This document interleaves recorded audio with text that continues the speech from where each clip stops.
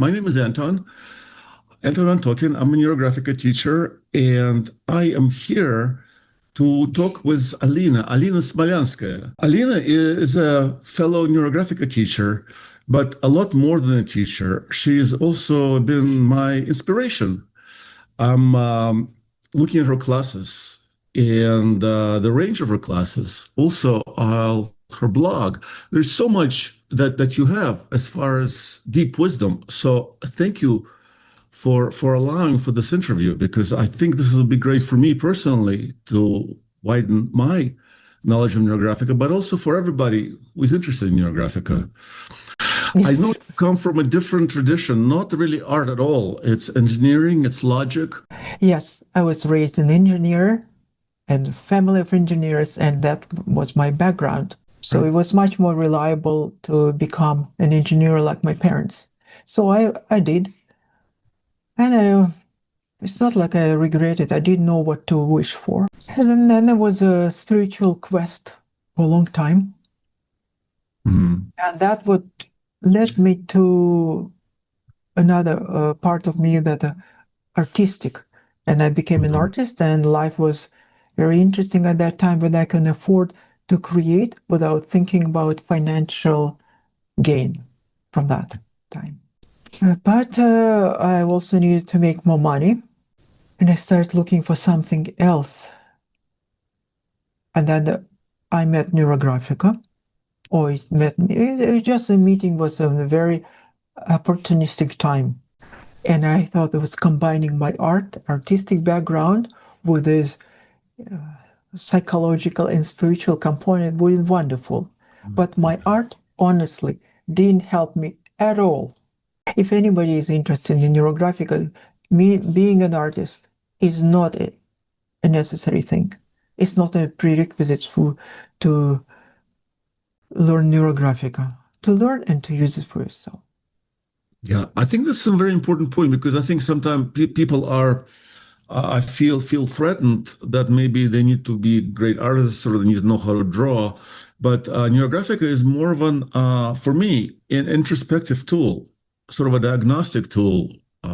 Is it the same for you, or how does that work for you? It's more like helping others than helping myself. Okay, understood. Yeah, that's beautiful.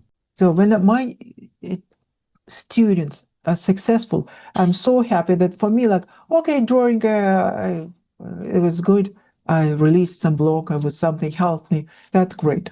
But if it's somebody else is successful and somebody who trusted me and was able to achieve results, I'm truly happy. Beautiful. That's absolutely beautiful.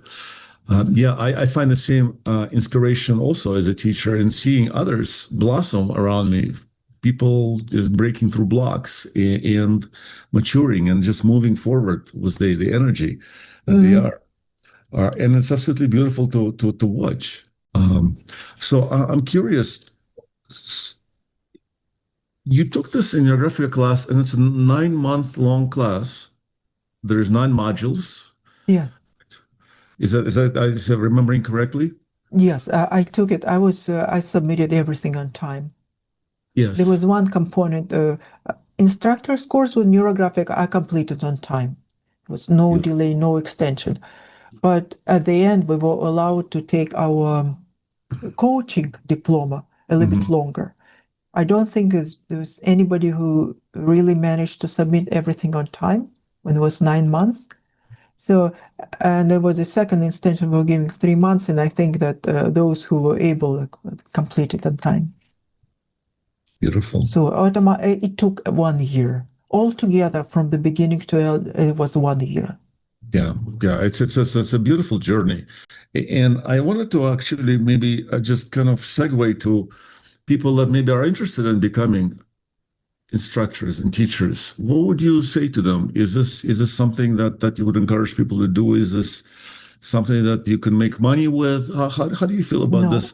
No, honestly, I would not encourage people to do that because it's so difficult. Okay. Like any business, starting like online business. Yeah. If it's only for making money, please find something that's easy. Now with AI, with internet, there are so many easy ways how to earn money, if it's only about money. If you love it, if you want to do, that's great. But loving it, drawing, and teaching others are two different things. Yeah, this is very interesting. How did you transition from just simply taking a course for yourself into deciding that you want to teach? I was very good at explaining others from all the time. Like, I don't know where it came from my father, who was also able to explain very complex concept in a very easy way. So, and I remember when I was still at college, long time ago, and my classmates understood that I knew something. They asked me to help them, and I was able to explain. So that started that time ago, and I always knew that I was able to explain. And that happened because I taught art with my skills when I was painting, tempera painting. A year after I started, somebody asked me whether I could teach, and I started teaching. So I was quite skillful in teaching and in explaining, but that was in real time, like in classroom, real classroom. Online Neurographica, that coincided once I finished the course. We had a pandemic, so we had to teach online. So it forced me to transition online, and ever since I was teaching online. Wonderful. Wonderful. So I actually am not, I did not know that you are an artist and you and write. And I want to just maybe later on, I want to put some pictures of your art over like this video so people can see your art. Are you still a practicing artist? Yes, but I paint only commissions. I mean, like pre-sold with somebody orders. Okay. An icon, and then I can follow and paint. Actually, I'm going to start a new project tomorrow. I just one of my clients for a while. We decided to start it's a big project, I mean, complexity and time. It's not a big in size, but investment of time and energy. Beautiful, beautiful. Yeah, thank you for sharing that. I wanted to talk about Neurographica and how your beautiful engineering mind and logical mind connected with Neurographica, and how that, what I feel is really has kind of set you apart from other teachers. Would you say so? Yes, sometimes it's a good thing, sometimes it's not. Some who have a little bit of technical background, or at least neutral, appreciate my logic and how I explain. Some will not, will find it,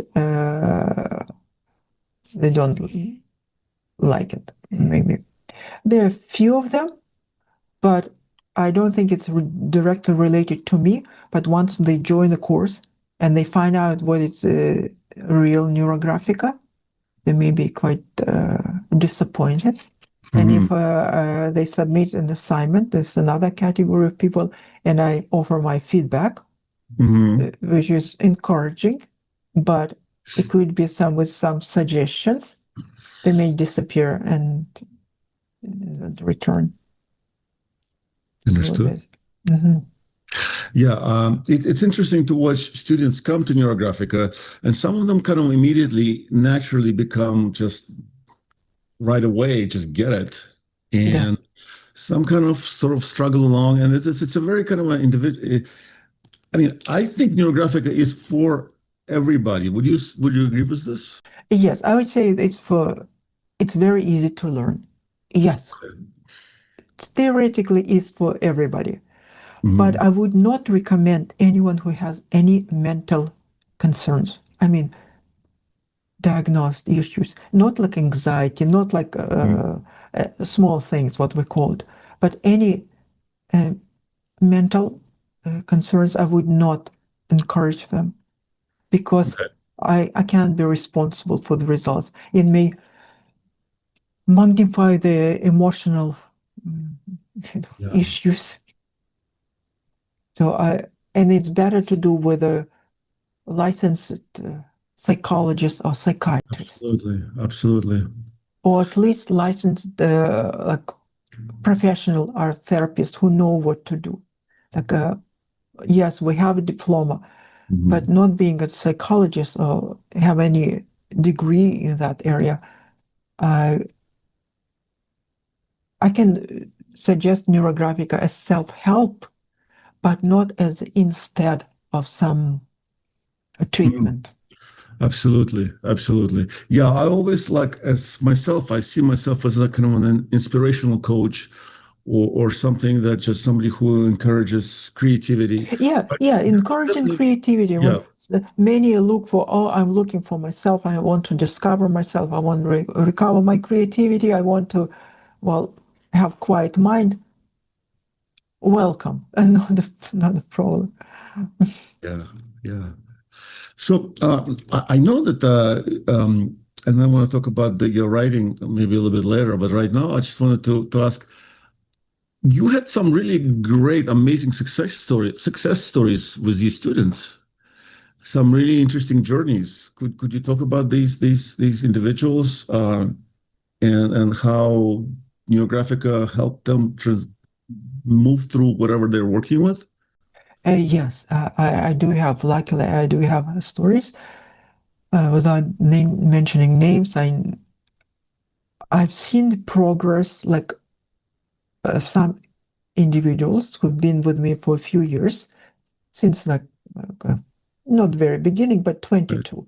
At the end of 21, beginning of 22, when my Facebook group started growing, and those people who joined at that time, some of them, like a core strength veterans, they're still with me, and I can see how their drawings advanced. Oh wow! Like technically, it's just some of them like night and day. Yeah. Some of them claim that Neurographica saved their life. Yeah, that is true. And in health related, emotionally, yes. I have one of the strongest stories, and this person, I didn't know. I knew that she was not healthy, but she took my course, the basic user course, and a few months later, her partner wrote to me that she was drawing until her very last days. Neurographica. That was really brought tears to my eyes. Yeah, that's beautiful. As a Neurographica, also another fellow Neurographica teacher, I'm just curious, how do you have people come back? So they take a class with you, maybe a user course or a specialist course. How do you get them to come back maybe 6 months later? Is there a new course? How do you have this community building and curriculum? No, honestly, I have no control over it. Okay. Very many who take the beginner's course never come back. They finish and disappear. Okay. There's some category that take this beginner course. They take advanced courses and they continue on their own. I may see them or may not. Okay. And some who do not take any advanced courses, but they just can continue taking some of my courses, but I know they exist. Share drawings online in the Facebook group. Beautiful. But there are some others that have a very strong desire to learn Neurographica. They draw a few months, and they feels like they burned out and they disappear. They might come back and maybe not. There are so many variations, but the pattern is that if a person is not involved, like with some either with constantly taking courses or studying to teach, it's very difficult to maintain. Like any discipline, like any skill, it requires constant practice, or not constant, but regular practice and a community. Because if there is no support, it's very easy to drop. It's like stop going to the gym, stop jogging in the morning, stop exercising. Okay. It's the same skill. Or if it's a very strong motivation, could be, but rare. Well, you have a Facebook group. Is this how you keep in touch with your students through Facebook? Yes, I have a large Facebook group. Okay. It's not, even in spite of a very large number, just a handful of people are active. Okay. It requires a lot of presence and strength to maintain it. So I keep it. I know when I have a course, I ask people to share their drawing in the group. Then it becomes active again. But if I don't have a course, I post like weekly, maybe a couple times a week, maybe drawings, maybe some insights, but it's not active. Like new people join, they may look, they may share one or two drawings and forget about it. So it requires a very strong commitment and presence. And it's not necessarily that they joined courses. That's what I found. At the beginning, many who were in the group joined my courses.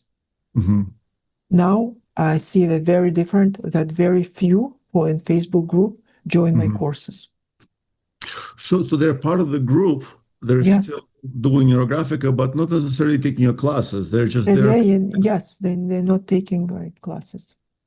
But they appreciate you for your feedback, for the community, for this the energy that you are, right? Yes, and it's not like I only like drawings. I also offer a few words of if I see something improvement, like what I think.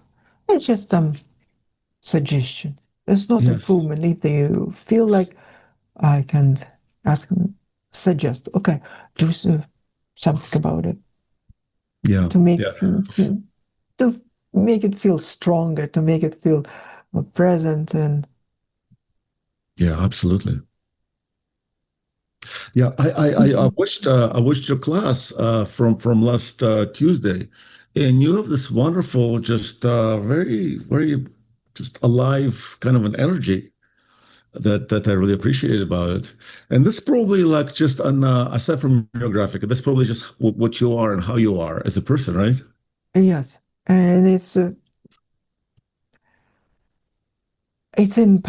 a process. I think I have much more presence and this calm energy now than I used to have even maybe half a year ago, even before.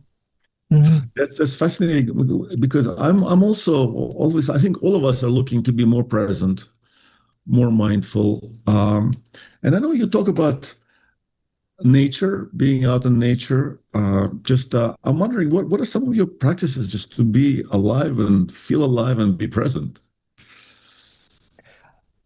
I'm practicing meditation, and also if in my spiritual path, which is not related to Neurographica.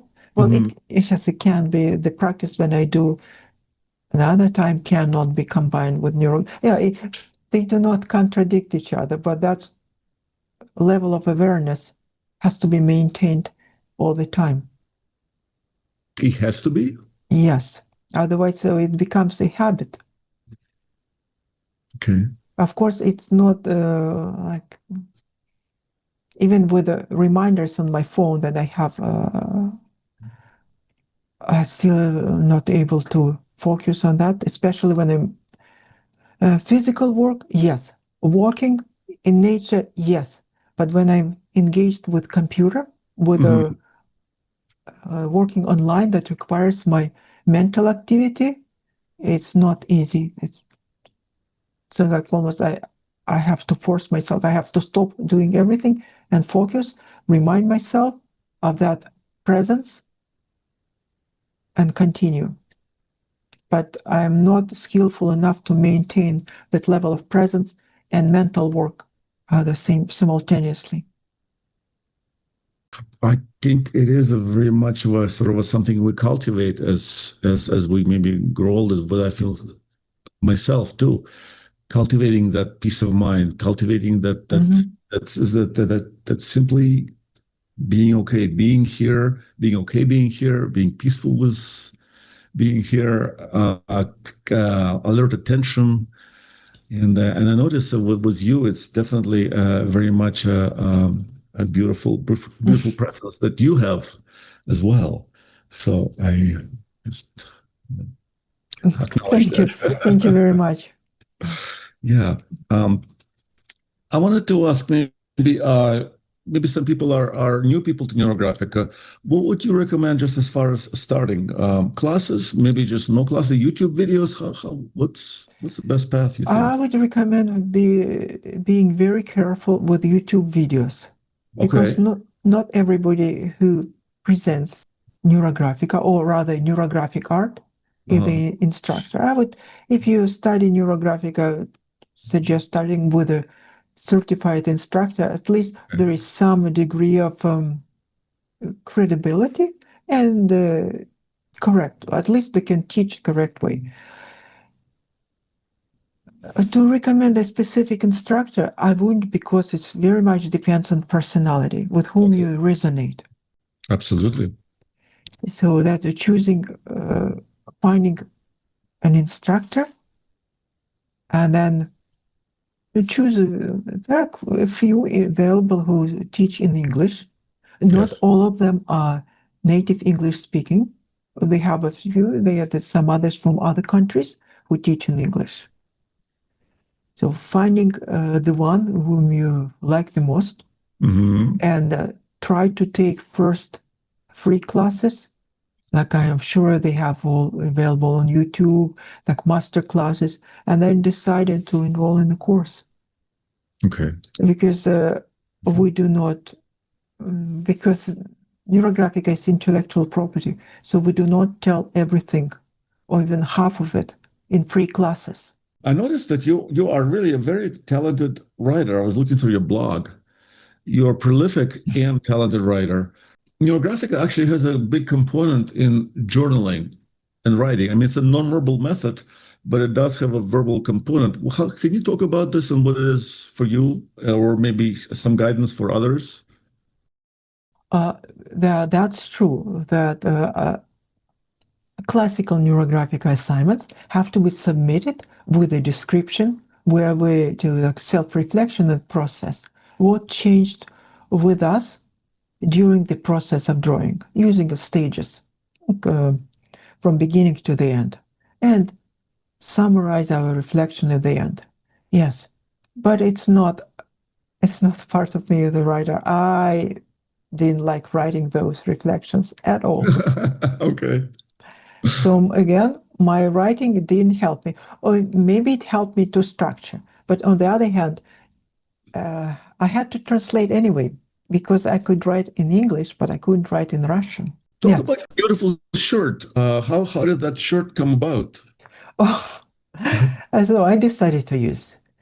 At the very beginning, and my story when I started this path as a Neurographica instructor, I was continuing being an artist, and I had an art studio, and I participated in many exhibitions. Exactly 6 years ago, we had a big exhibition in July, and I decided to draw a shirt. So I had this nice off-white t-shirt, a nice material that I didn't wear because I saved it with white color. And I had these acrylic markers, and I drew neurographical lines and symbols just before the exhibition, the very early morning, put it on. So I wanted to promote Neurographica. And then I didn't wear it, so I put it away. And recently I recalled it, and it was really warm in the class. So on just a few days ago, and I said, okay, this is a perfect opportunity. Why don't I wear it? Yeah. And that like becomes like a signature style. Thank you. Thank you for wearing this, sharing this beautiful, beautiful piece of clothing. And thank you for being a teacher. I really appreciate you stepping out and saying, here I am. Here's Neurographica. Here's art. I think sometimes as a teacher, you can become very insular, but you're remembering that maybe sharing the love, sharing the energy is what it's all about, would you say? The sharing is what I do every day. It's all Yes. about when you just can't stay in your hole. You think, yes, I am alone in front of a computer, but I'm not alone. I'm constantly online, present. I enter the Facebook group. I'm there like not only every day, a few times a day. I respond to people. I have to write articles. I have to create so-called repurposed content. I have to take one piece of video, create it into something else. It's constantly working with others, even if I'm not directly communicating with them at the same time. That's beautiful. That's beautiful. So it's like being present all the time. Absolutely. And this is like inspiration for me as an instructor as well. I'm much more junior instructor because you've been doing this for many years and I only been doing it for 1 year. So you are a beautiful source of inspiration for me, and I appreciate you sharing. And But this conversation yeah, as well. also I mentioned that teaching, like some instructors, it could be extrovert, like Pavel Piskarev, and some others they can teach every day. Okay. I can't do that. Even twice, I tried sometimes twice a week, and I couldn't. It was too much for me. Really interesting. Yeah, I can do it, and then, like for me, the most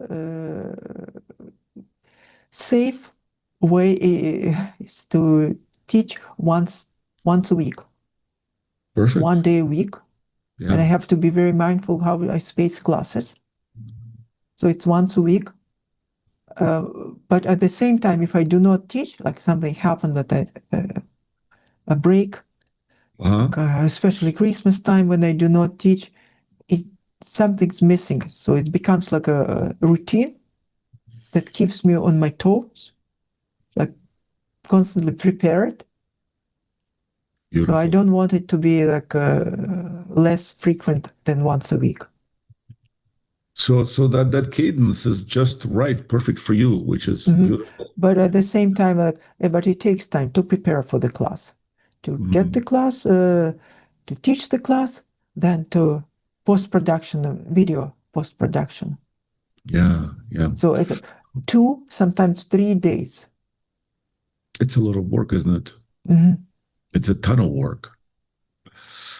Talk about your new classes. You just announced some really interesting classes. Would you like to talk about them? Because I thought they were fascinating and useful.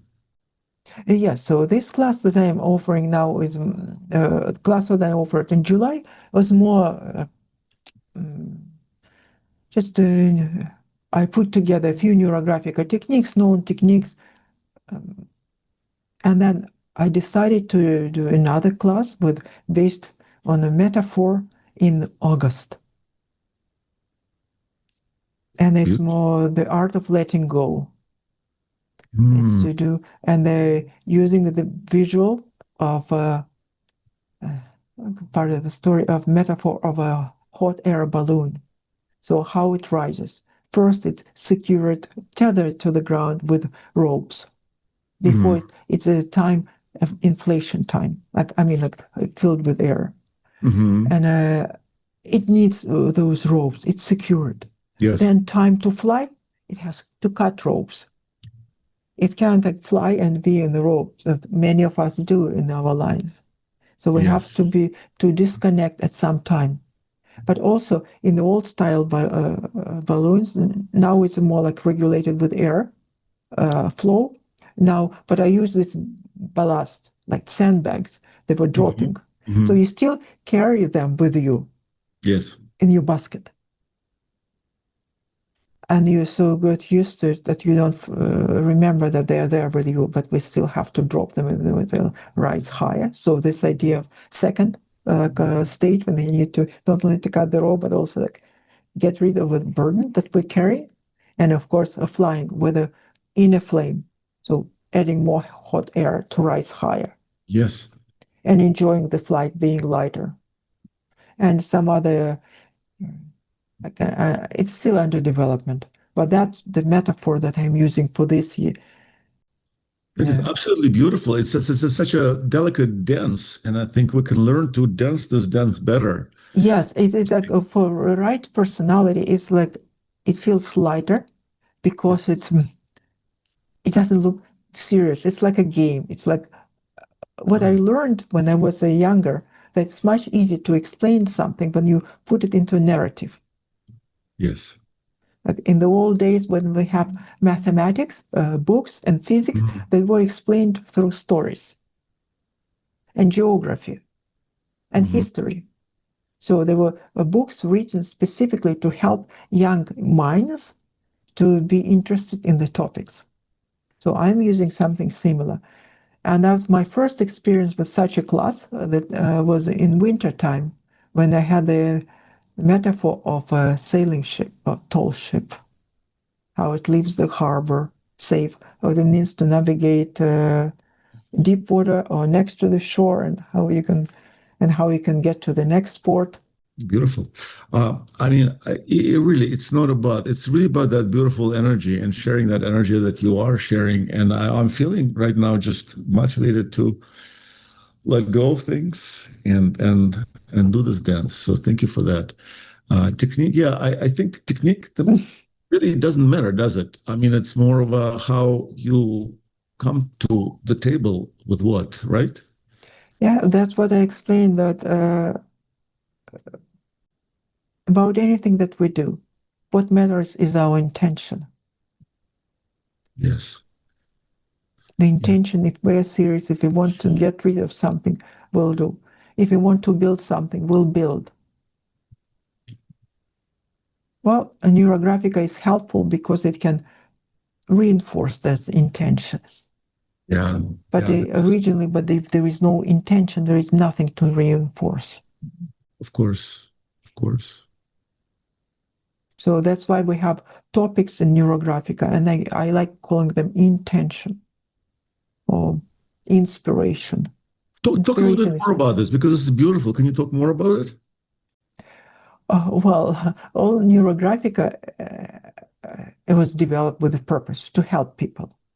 And that's why every drawing has a topic or theme. Right. And I call that, try to explain that it's intention. So what do you want as a result of this drawing? How to come from current situation, like symptoms, to a desired result. And helping and staying in this present intention, building it and connecting with the line, reinforcing. It's like a physical action that reinforce our thinking. Beautiful. So that's what I mentioned it. That is beautiful. I've been talking to people about Neurographica as a meditation with a pencil, being present, meditating on this. Is this something that you share as well, or do you have a different view? No, I wouldn't compare it to meditation. Okay. Because meditation by itself is a thinking process has stopped. So it's not about thinking. Visualization, manifestation is not meditation. Meditation, it's an empty mind. No thinking. I find that once I can anchor my attention on this marker here, the mind gets silent and it could be. Okay. Yeah. It definitely works for me as that particular technique. I don't know whether it truly we can call it meditation or not in the classical way, but state of I would describe it more like a state of trance, like a trance, like being mesmerized by the moving of the marker. That's more than a meditation. Mm-hmm. Yeah, yeah. Do you think? Because our focus not on the emptiness, our focus is on something, on the tip of the marker. Interesting. So would you say that meditation really only works as meditating on the emptiness and the silence? Or can we meditate on maybe movement and dance and drawing? Or is it for you, it's like a very sort of a kind of strict thing where we need to connect with the silence and nothing else? Well, classical way, it's not related to Neurographica. Right. So in the classical way, it's just I think it's a stillness, no motion of the mind, no thoughts. But we still have a lot of thinking process when we draw Neurographica. I don't know whether it's related to movement, but definitely it's still a stillness of the mind, meditation. What's the difference between this and a trance? Mm. I mean, are they the same? It's a very good question. No, I don't think they're the same. Okay. I think there's something to do with consciousness. Mm. Whether we're awake, because trance can be like sleeping with eyes open. Mm-hmm. Indeed. But consciousness is more like being totally present. Being present, being awake, Mm-hmm. blossoming rather than being in your own sort of yeah, that makes sense. That makes sense. Thank you for that. That's an interesting way of looking at it. I appreciate that. So you mentioned just one class right now, which is letting go class, but I know you have many other classes, right? Would you like to talk about other classes? Over there, most of them use classical neurographic techniques that I use, but I put them as an application method, like using something, like ancestral mandala. So I have a few classes in ancestral mandalas, and they have a variation how I apply them. Sometimes it break patterns, sometimes it's to feel connection with ancestors. It really depends, but the technique is the same. Okay. The same as a hero's journey could be the technique is the same, but application could be slightly different. Beautiful. Yeah, yeah, classes like that. So I rarely invent my own techniques when using Neurographica. Mostly I repurpose existing techniques. Existing algorithms. It's not like you come up with new algorithms. There still will be Neurographica. Still will be something that exists. Okay. You're not out of this. Once you use Neurographica, it's still Neurographica. I think you call it one thing or another, but it's still Neurographica. Yeah. I don't know whether you call it like a magnet or magic key. It's very, very similar. Interesting. Oh, well, it's like selling milk. You can have like this milk, but they have a different name to sell it. Yeah, it's interesting. I mean, as a teacher, sometimes I feel like I don't even know what I'm selling divine grace. I'm selling just being present. I mean, I'm selling something that's already here in a beautiful way that I don't really need to sell. But at the same time, it needs, from my experience, it needs to be very nicely packaged. Okay. Because people cannot relate. Well, they ask, so what? I can rewire my brain. So what? I need something to help me, to help me, not you, me. Okay. Right now. That's what people think. And what I think also when I look for something, like, okay, what's there for me? And that's great. That's good. I mean, we are kind of center of our own universe, right? Yes. So that's why, and what I see that people want mostly what I observe is to feel good. Yes. And the best way you explain them how to feel good, if not happy, but at least to feel good, to get rid of something, of some worries, some concerns with Neurographica, the better it is to help them understand. Yeah. But they don't want to hear how it helps. Like sometimes we don't want to hear how a cell phone works. We just use it. But I have to admit that I need to explain why it works, because this is how my mind functions. It Yes. needs to know why. So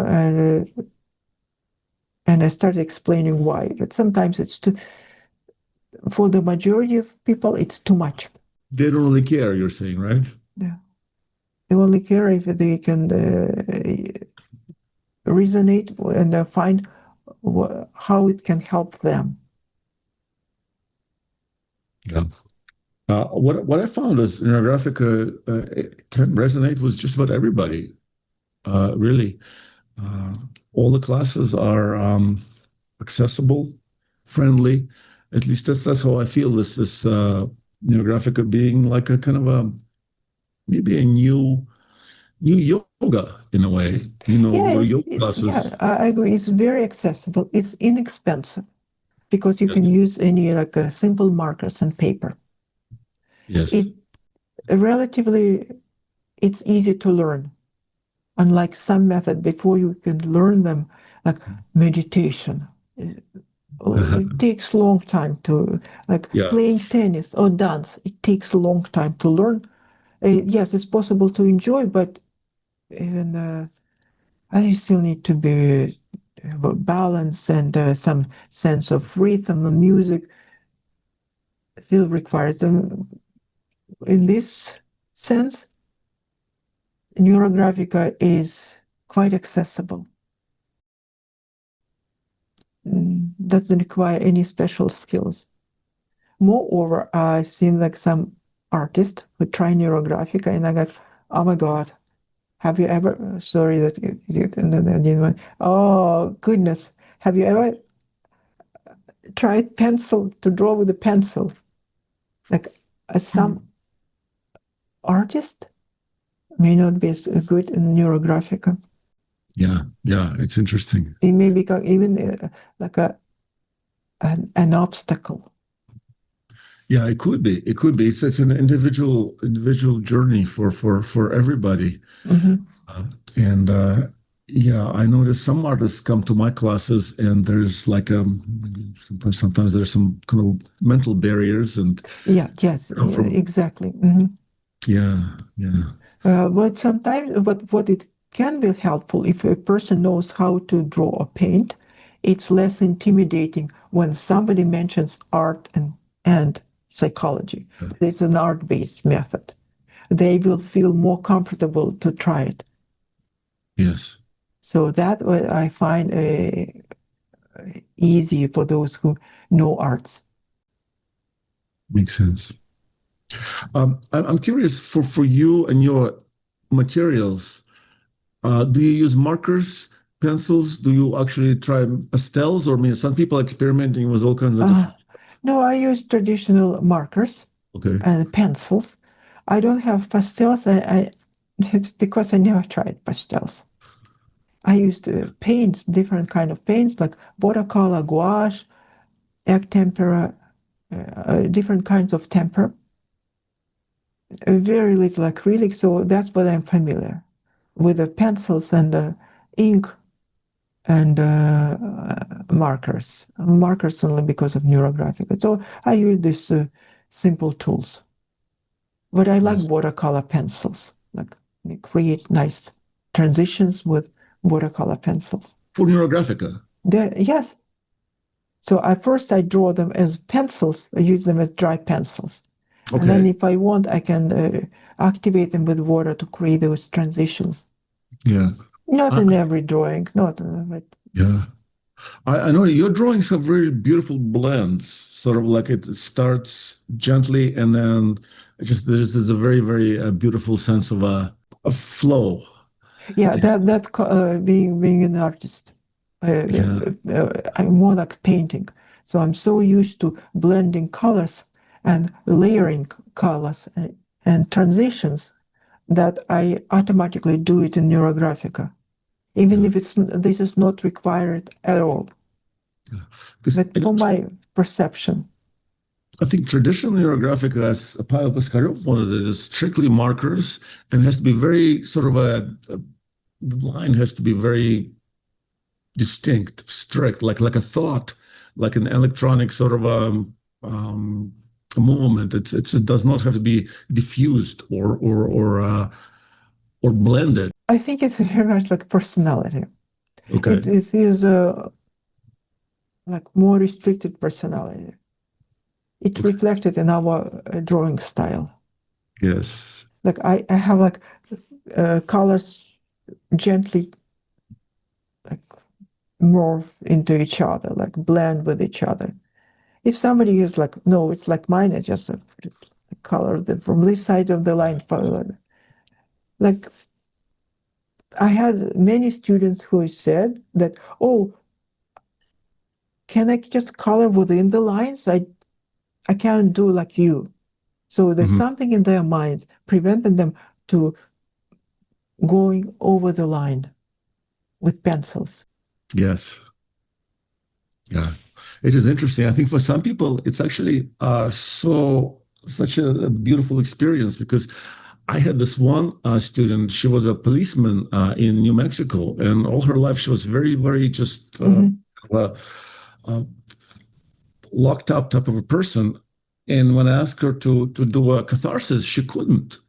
For a while, we had to really work at the catharsis actually even unfolding. Yeah, release. Yeah. Have you noticed also with some students? There are some students, when I see their drawings beginning, I can feel whether it was a release or whether it was just like a scribble. Yeah. I can see by the line because I've seen hundreds of them. And there's a difference. There's a difference, isn't there? Yeah, beautiful. So just to kind of wrap up, I wanted to come back to the why. Why Neurographica? The meaning of it is really being kind of a human thing. Interesting. With so much, especially nowadays world, I started that we still belong to the generation who experienced pencils, markers, and real paper and cursive writing. But many right now forget about this skill. So Neurographica may help us stay like some other kind of artist, not the only thing, can stay deeply what makes us human, in touch with something, with paper and marker and with our human errors. Yes, something tactile. Yes. Yet how people are so digital now in front of the tablets. Yes, it's like a slow down and go back. It's like a bridge between the world. Of course, it's possible to do Neurographica digitally. Right. And I've seen the wonderful drawings, but I decided not to study it, even if it's portable, it's convenient, and maybe future. But for now, leave it as it is in this like old-fashioned way with paper and pencil and marker. So I think that's something that can help us develop, like writing can help us develop our brain structure, like because it engages so many areas of the brain. Similar, Neurographica engages with the hand, with the marker, with the paper. It engages our more neurons that we just use, for example, when we click on the buttons or do movement on the screen, because we have to coordinate the hand, brain, the thought, and eyesight. So it's all, it just helps us. It's preventative. It's very helpful for those if we are concerned about retaining full brain function without deterioration. But also it's something very human about it. Yeah, yeah, I could not agree more. I think the whole Neurographica is in general just very nature-like. It the rounding and the energy lines. It feels to me it feels very very like just like nature, just like water, like air, like fire. It's very organic. Well, it's like if you look at objects that were built like architecture and design. Yeah. When people used to draw by a pencil, like I have an architectural background, so automatically when you create a drawing, a sketch, there are many like round shape construction. They're similar when I saw cars. If you know cars from 100 years ago, first cars, they have, even before the Second World War, they will had many curves, like because the hand does natural movement, some kind of a curve. And once they started building everything in the computers, everything now it's square and straight line. It's much easier to do on a computer because I know that how to easy it is to draw. It makes sense. To create a curve in a computer digitally is much more difficult to connect two lines. Yeah, it's a beautiful skill that we have as humans. And I think yes, it's something like a roundness that is built into our human nature. Yeah, it's a beautiful way to reconnect, I think. Just simply drawing some, yeah. Yeah, and I think that many, what I find that when I explain Neurographica and the word Neurographica and why it's so different than any kind of art, and quite a few said, "Oh, I used to draw it all the time, like with curving corners, softening the corners, but I didn't know it has a name." Yeah. It is. It is very, very unifying sort of a kind of a movement. I look at it myself as a sort of going from the segregated kind of idea paradigm from me versus the universe to I am the universe. At least that's how I approach the drawings. Is just that we are one beautiful, energetic sense. Do you want to talk a little bit about neuroplasticity? And because I know still that people are really curious about this and what it means and how Neurographica can help them with this neuroplasticity. And neuroplasticity is a term that refers to brain's ability to adapt to a changing world. Yes. So without it, we would not be able to survive because it's like adaptive mechanism. Something changes, the brain has to create a new connections to function. The Neurographica works very similar, so we can kind of project on paper. Thank you so much, Alina. Thank you. Thank you. It was my pleasure. It was very interesting and made me think before, and I'm sure after.